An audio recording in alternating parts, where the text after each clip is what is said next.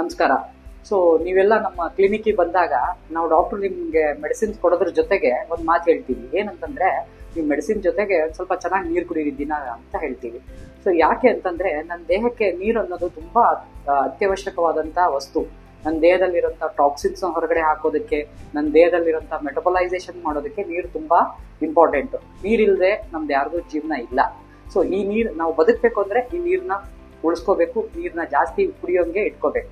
But unfortunately ಇತ್ತೀಚಿನ ದಿನದಲ್ಲಿ ನಾವು ಈ ಕುಡಿಯೋ ನೀರನ್ನು ಅಂತ ಏನು ಹೇಳ್ತೀವಿ, ಅಂದ್ರೆ ಯೋಗ್ಯವಾದದ್ದು ಕುಡಿಯೋ ನೀರನ್ನ ಹಾಳು ಮಾಡಿಕೊಂಡು ಪೋಲ್ ಮಾಡೋದಾಯ್ತು ಅಥವಾ ಅದನ್ನ ಕಲುಷಿತ ಮಾಡೋದಾಯ್ತು ತುಂಬಾ ಮಾಡ್ತಾ ಇದ್ದೀವಿ. ಸೊ ನಾವು ಮುಂದಿನ ಜನರೇಷನ್ನಿಗೆ ಆರೋಗ್ಯ ಕೊಡಬೇಕು ಅಂತಂದ್ರೆ ಕುಡಿಯೋಕೆ ಯೋಗ್ಯವಾಗಿರುವಂತ ನೀರು ನಮ್ಗೆ ಅತ್ಯಗತ್ಯವಾಗಿದೆ.